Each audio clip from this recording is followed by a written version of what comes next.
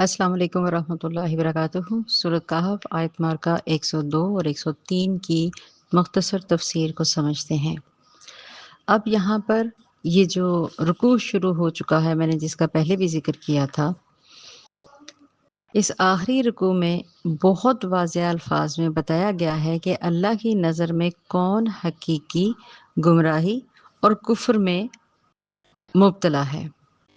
جیسے کہ یہ آیت مبارکہ ہے، بسم اللہ الرحمن الرحیم، افحسب الذین کفروا ان یتخذوا عبادی من دونی اولیاء، یعنی اگرچہ قرب قیامت کے زمانے میں ایک شخص معین دجال اکبر کا فتنہ اور اس کا ظہور اپنی جگہ اور حقیقت کی جو تفصیلات ہیں کہ دجالی فتنہ ہوگا، اس طرح کے معاملات ہوں گے، اس کے علاوہ انسان اپنی روزانہ کی روٹین کے اندر جو زندگی گزارتا ہے اور جو گزار رہا تھا، یہاں پہ مکمل سب کی آگے پیچھے سب کی زمانے کی بات ہو رہی ہے۔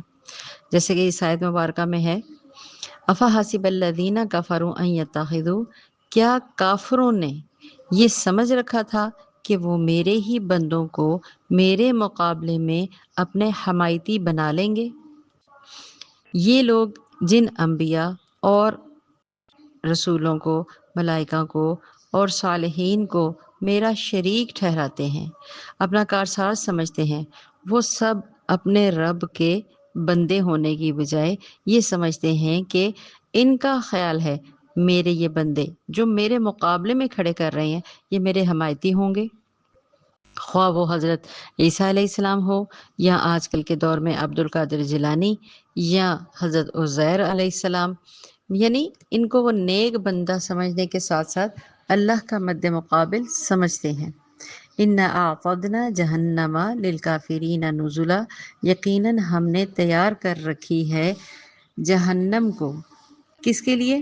ایسے کافروں کی مہمان نوازی کرنے کے لیے، ایسے کافروں کو ان کی میزبانی کے لیے۔ جہنم للکافرین نزلا، دیکھیں کچھ لوگوں نے یہاں پہ جو عبادی ہے وہ کون سی عبادی ہے؟ جن لوگوں نے انہیں یہ گمان کر لیا کہ یہ میرے سوا ان کے کارساز ہیں۔ میں نے پہلے بھی ذکر کیا، حضرت عیسیٰ علیہ السلام کو اللہ مان لینا یا اللہ کا بیٹا مان لینا، حضرت مریم کو ان کی ماں مان لینا یا ان کی بیوی بنا دینا، حضرت مسیح علیہ السلام کے علاوہ حضرت عزیر علیہ السلام کو، یا کچھ لوگوں نے آج کل کے دور میں بھی یہی کہا کہ جی مشکل کشا جو ہیں وہ حضرت علی رضی اللہ تعالیٰ عنہ ہیں، یا مشکل کشا جو ہیں وہ جائیں گے تو انہوں نے مطلب آپ صلی اللہ علیہ وسلم تک کو نہیں چھوڑا، یہ کہتے ہوئے، حالانکہ خود کہتے ہیں لا الہ الا اللہ محمد الرسول اللہ، وہ اللہ کے رسول ہیں، لیکن یہ کہنا کہ جو آپ صلی اللہ علیہ وسلم سے چیزیں مانگی جائیں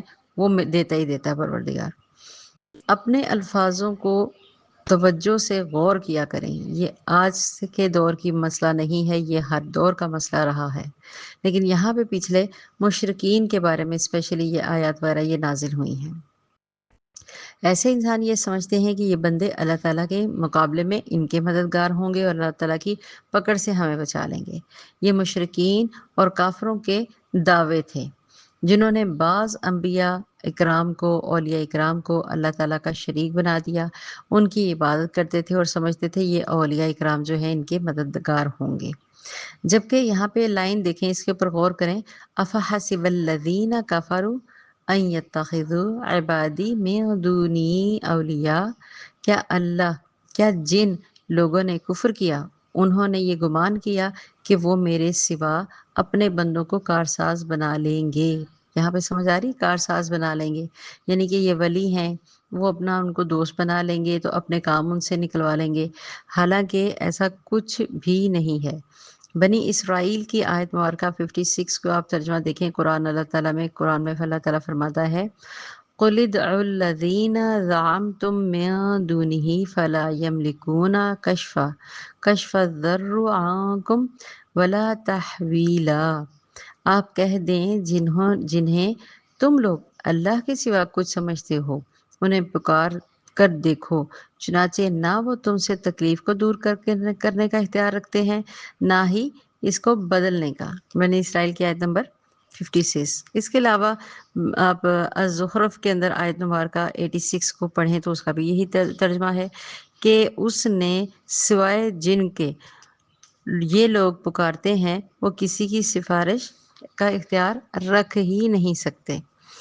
اللہ تعالیٰ پھر کیا فرماتے ہیں آخر میں، اِنَّا أَعْتَدْنَا جَهَنَّمَ لِلْكَافِرِينَ نُزُلًا، یقیناً ہم نے کافروں کے لیے جہنم کو بطور میزبانی تیار کر رکھا ہے، یعنی ہم نے کفار کی ضیافت اور مہمان نوازی کے لیے جہنم تیار کر رکھی ہے، بس کیا بدترین مقام ہوگا وہ جس کے یہ مسکن میں یہ رہیں گے۔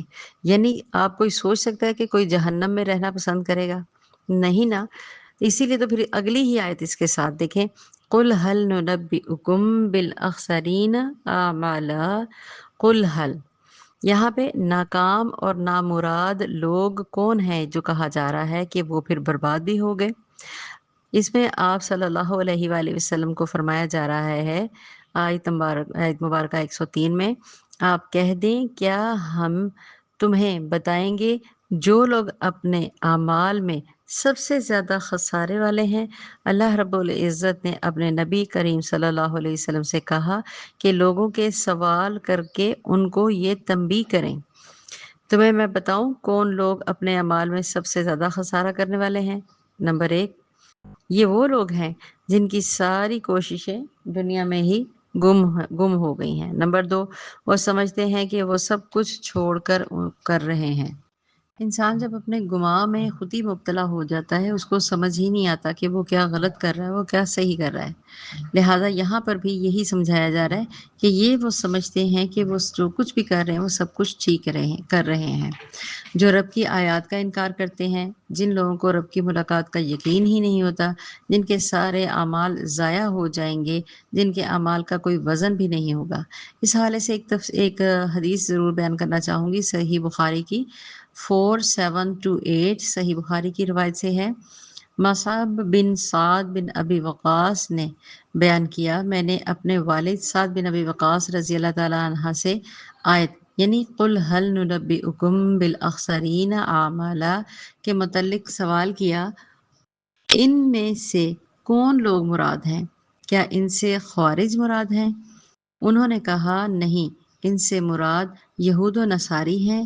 یہود نے تو محمد صلی اللہ علیہ وآلہ وسلم کی تکذیب کی اور انصار نے جنت کا انکار کیا اور کہا کہ اس میں کھانے پینے کی کوئی چیز نہیں ملے گی، اور خوارج وہ ہیں جنہوں نے اللہ کے عہد و میثاق کو توڑ ڈالا۔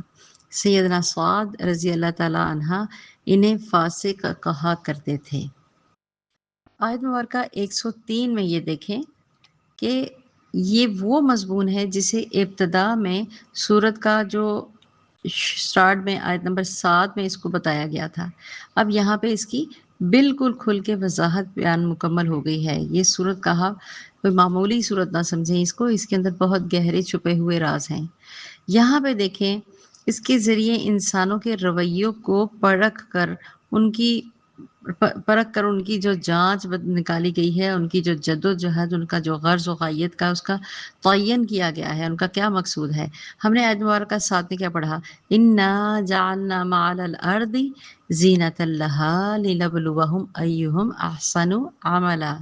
اب یہاں آیت زیر نظر ان میں سے ان لوگوں کی نشاندہی کی جا رہی ہے جو اپنے اعمال، اپنی محنت، مشقت، بھاگ دوڑ اور تمام جو ان کی جد و جہد تھی، جو بھی ان کی کاوشیں تھیں، سب کا سب کیا ہو گیا، وہ گھاٹے میں رہے۔ یہ وہ لوگ ہیں جو آزمائش میں ناکام ہو کر دنیا کی ہی زیب و زینت میں وہاں پہ ہی مجبور ہو گئے۔ جہاں تک یہ دیکھیں محنت انہوں نے کی، ممکن ہو سکا جہاں تک بھی انہوں نے محنت کی، مشقت کی، تو پھر کیا ہوا، ہر وہ شخص جسے اللہ کے حضور صلی اللہ علیہ وآلہ وسلم نے فرمایا کل الناس یغدو فبائع نفسہ فموتیقها او موبقها، یعنی ہر انسان صبح کرتا ہے تو وہ خود کو بیچنا شروع کرتا ہے، پھر وہ اسے آزاد کرا لیتا ہے، گناہوں سے ہلاک کر دیتے ہیں۔ لیکن چنانچہ ہر شخص اپنے آپ کو بیچتا ہے، اپنی طاقت کو، قوت کو بیچتا ہے، کوئی اپنی ذہانت اور صلاحیت کو بیچتا ہے، کوئی اپنا وقت اور ہنر بیچتا ہے۔ گویا یہ دنیا محنت، عمل اور کوشش کی دوڑ کا میدان ہے۔ ہر انسان اپنے مفاد کے لیے بقدر ہمت، اپنی جتنی بھی اس کی ہمت ہوتی ہے اس کے مطابق وہ دوڑ میں شامل ہے، اور ابھی تک ہے، یہ صرف شروع سے لے کے اب تک ہے۔ مگر بدقسمتی سے کچھ ایسے لوگ بھی ہیں جو پوری کوشش اور محنت کے باوجود گھاٹے میں رہتے ہیں۔ ان کے لیے خود کو بیچنا، کس کے لیے؟ اس دنیا کے لیے خود کو بیچنے میں، اس عمل میں کچھ بھی نفع حاصل نہیں ہے، بلکہ نقصان ہی نقصان ہے، خسارہ ہی خسارہ ہے۔